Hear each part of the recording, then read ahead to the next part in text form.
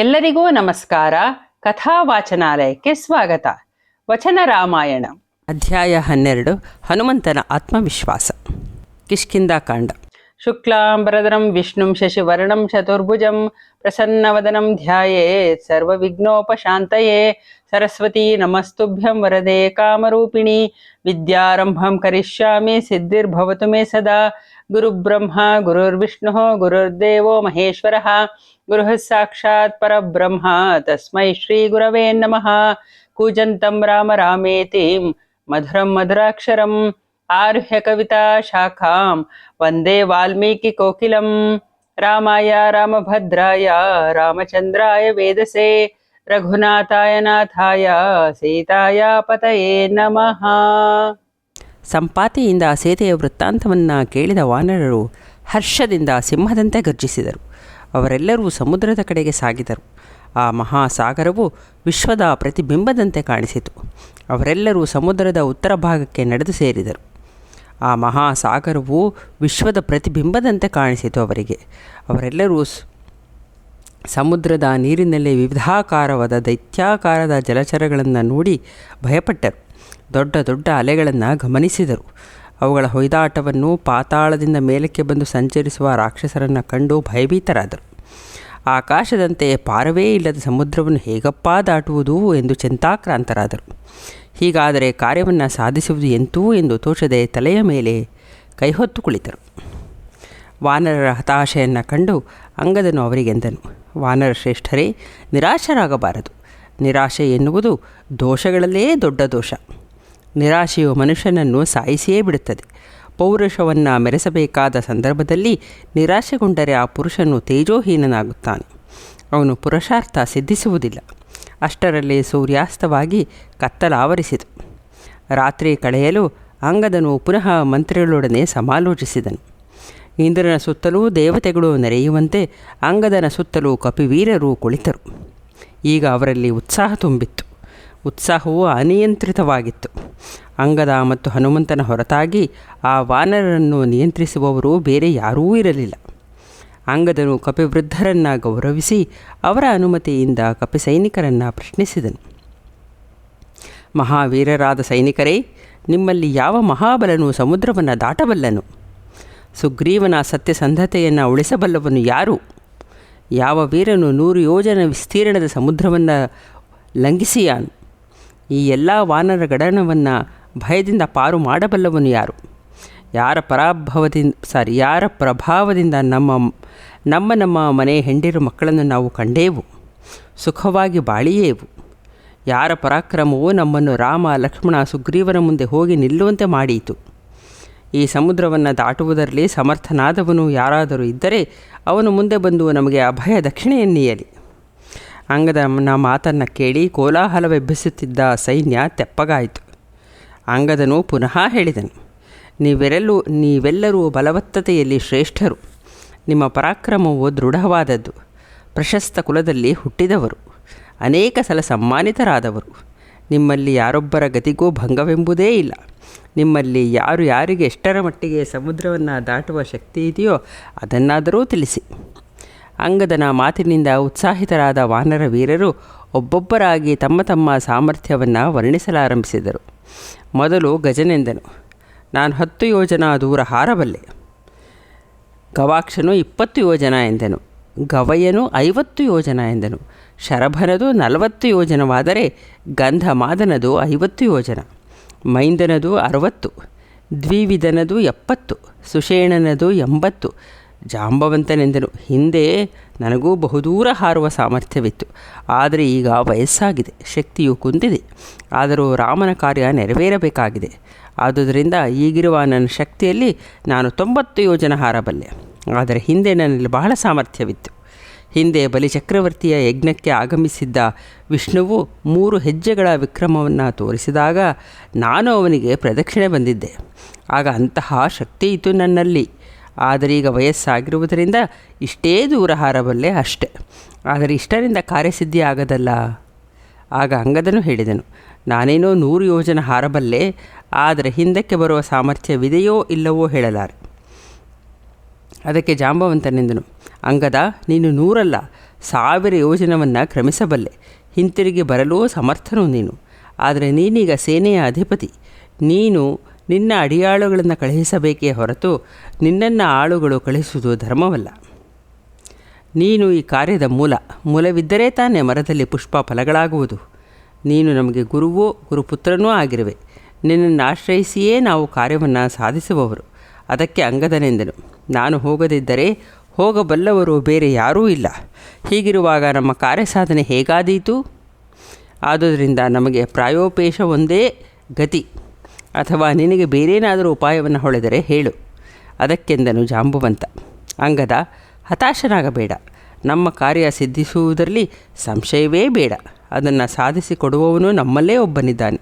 ಅವನ ಬೇರೆ ಯಾರೂ ಅಲ್ಲ, ನಮ್ಮ ಹನುಮಂತನೇ. ದೂರದಲ್ಲಿ ತನ್ನಷ್ಟಕ್ಕೆ ತಾನು ಸುಮ್ಮನೆ ಕುಳಿತಿದ್ದ ಹನುಮಂತನ ಹತ್ತಿರ ಜಾಂಬವಂತನು ಹೋದನು.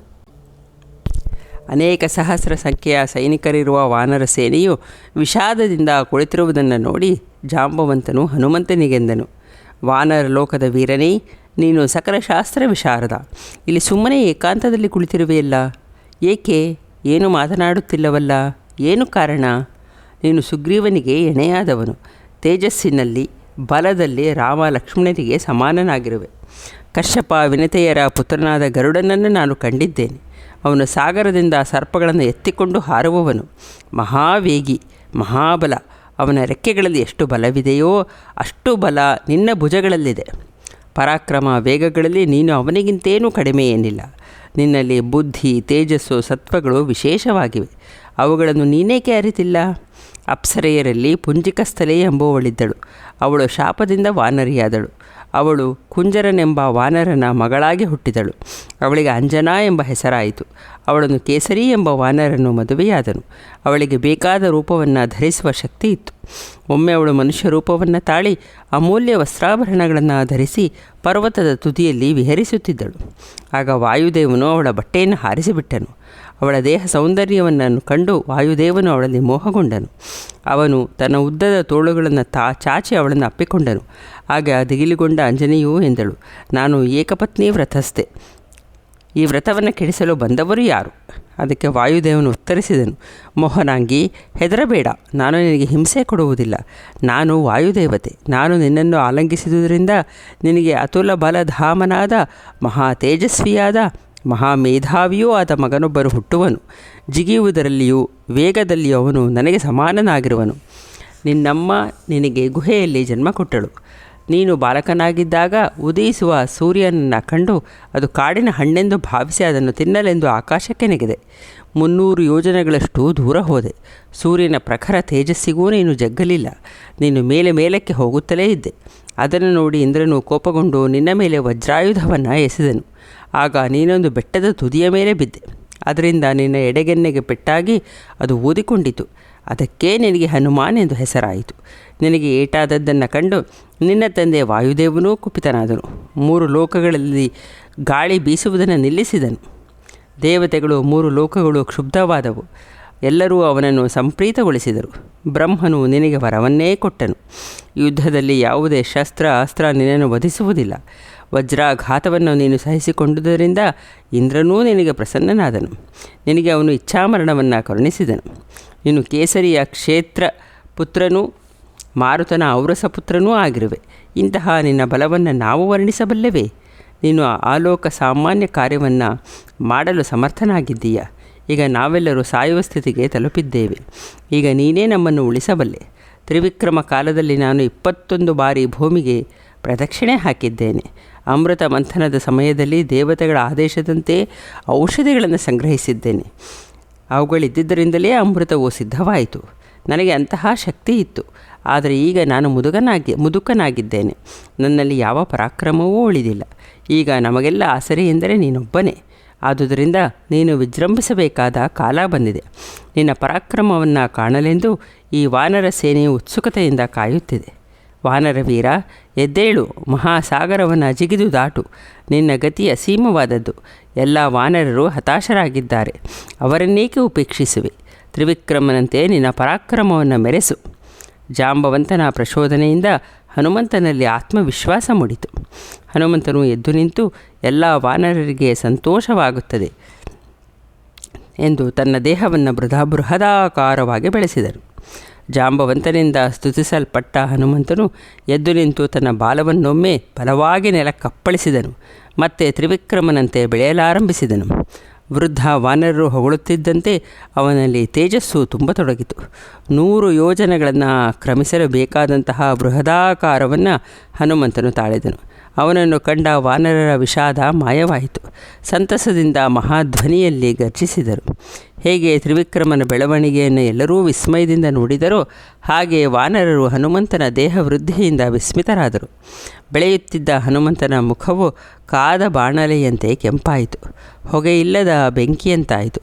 ವಾನರರ ಮಧ್ಯದಲ್ಲಿ ದೇವನ ಮಿತ್ರನಾದ ವಾಯುದೇವನು ಪರ್ವತ ಶಿಖರಗಳನ್ನು ಕೆಡವಬಲ್ಲನು. ಅವನು ಅತಿ ಬಲಶಾಲಿಯು, ಅಪ್ರಮೇಯನು. ಅತ್ಯಂತ ವೇಗವಾಗಿ ಸಂಚರಿಸುವ ಆ ವಾಯುದೇವನ ಔರಸ ಪುತ್ರನೇ ನಾನು.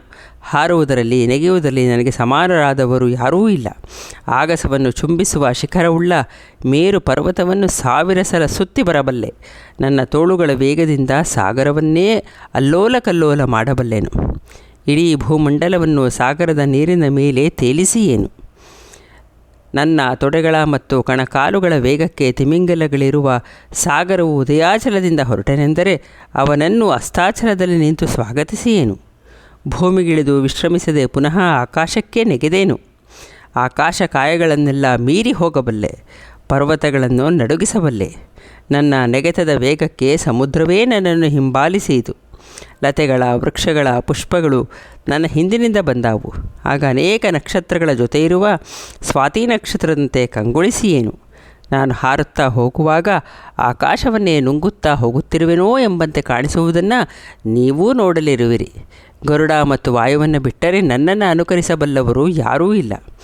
ಮೋಡದಿಂದ ಚಿಮ್ಮುವ ಮಿಂಚಿನಂತೆ ನಾನು ಹಾರುವೆನು. ಹಾರುವಾಗ ನಾನು ತ್ರಿವಿಕ್ರಮನಂತೆ ಕಾಣಲಿರುವೆನು. ನನ್ನ ಮನಸ್ಸು ಮತ್ತು ಶಕುನವು ಶುಭವನ್ನೇ ಸೂಚಿಸುತ್ತಿವೆ. ನಾನು ವೈದೇಹಿಯನ್ನು ಕಂಡೇ ಕಾಣುತ್ತೇನೆ. ನೀವೆಲ್ಲ ನೆಮ್ಮದಿಯಿಂದ ಇರಿ. ನಾನು 10,000 ಯೋಜನೆಗಳನ್ನು ಕ್ರಮಿಸಬಲ್ಲೆ. ವಜ್ರಾಯುಧನಾದ ಇಂದ್ರನಾಗಲಿ ಸ್ವಯಂಭುವಾದ ಬ್ರಹ್ಮನೇ ಆಗಲಿ ಅಡ್ಡ ನಿಂತರೆ ಅವರನ್ನೂ ಜಯಿಸಿ ಅಮೃತವನ್ನು ತಂದೇನು. ಅಷ್ಟೇಕೆ, ಅವಶ್ಯವಾದರೆ ಲಂಕೆಯನ್ನೇ ಇಲ್ಲಿ ಹೊತ್ತು ತಂದೇನು. ಹನುಮಂತನ ಬೃಹದಾಕಾರವನ್ನು ನೋಡಿ ಮತ್ತವನ ಪೌರುಷದ ಮಾತುಗಳನ್ನು ಕೇಳಿ ವಾನರರು ಹರ್ಷೋನ್ಮತ್ತರಾದರು. ಅವರ ಚಿಂತೆ ದೂರವಾಯಿತು. ಆಗ ಜಾಂಬವಂತನೆಂದನು, ಕೇಸರಿಯ ಮತ್ತು ವಾಯುವಿನ ಪುತ್ರನಾದ ಹನುಮ, ನಿನ್ನಿಂದ ಬಂಧುಗಳ ಶೋಕ ನಿವಾರಣೆಯಾಯಿತು. ಕಪಿವೃದ್ಧರೆಲ್ಲ ನಿನಗೆ ಮಂಗಳಾಶಂಸೆಯನ್ನು ಮಾಡುತ್ತಿದ್ದಾರೆ. ಋಷಿಗಳ ಗುರುಗಳ ಅನುಗ್ರಹದಿಂದ ಮತ್ತು ವೃದ್ಧ ವಾನರರ ಆಶೀರ್ವಾದಗಳಿಂದ ನೀನು ಸುಖವಾಗಿ ಸಮುದ್ರೋಲ್ಲಂಘನೆಯನ್ನು ಮಾಡು. ನೀನು ಹಿಂದಕ್ಕೆ ಬರುವವರೆಗೆ ನಾವೆಲ್ಲರೂ ಒಂಟೀ ಕಾಲಿನಲ್ಲಿ ನಿಂತು ಪ್ರತೀಕ್ಷಿಸುತ್ತಿರುತ್ತೇವೆ. ನೆನಪಿರಲಿ, ನಮ್ಮೆಲ್ಲರ ಪ್ರಾಣಗಳು ನಿನ್ನ ಕೈಯಲ್ಲಿವೆ. ಹನುಮಂತನೆಂದನು, ನನ್ನ ನೆಗೆತದ ವೇಗವನ್ನು ಈ ಭೂಮಿಯು ತಡೆದುಕೊಳ್ಳಲಾರದು. ಗಟ್ಟಿಮುಟ್ಟಾದ ಬಂಡೆಗಳಿರುವ ಮಹೇಂದ್ರ ಪರ್ವತದ ಶಿಖರ ನನ್ನ ವೇಗವನ್ನು ತಾಳೀತು. ಆದುದರಿಂದ ಮಹೇಂದ್ರ ಪರ್ವತದಿಂದಲೇ ನನ್ನ ನೆಗೆತ ಪ್ರಾರಂಭವಾಗುತ್ತದೆ. ಹೀಗೆಂದ ಹನುಮಂತನು ಅಲ್ಲಿಂದ ಮಹೇಂದ್ರಗಿರಿಗೆ ನೆಗೆದನು. ಆಗ ಪರ್ವತ ಶಿಖರದಿಂದ ಮಹಾಶಬ್ದ ಕೇಳಿಸಿತು. ಸಿಂಹಾಕ್ರಾಂತ ಗಜದ ಘೀಂಕಾರದಂತಹ ಸದ್ದು ಅದು. ಮೇಲಿದ್ದ ಕಲ್ಲುಗಳು ಪುಡಿಯಾಗಲು ಅಲ್ಲಿಂದ ನೀರಿನ ಬುಗ್ಗೆಗಳು ಚಿಮ್ಮಿದವು. ಪರ್ವತದ ಮೇಲಿದ್ದ ಮೃಗಗಳು ಚಲ್ಲಾಪಿಲ್ಲಿಯಾಗಿ ಓಡಿದವು. ಹಕ್ಕಿಗಳು ಆಗಸವನ್ನೇರಿದವು.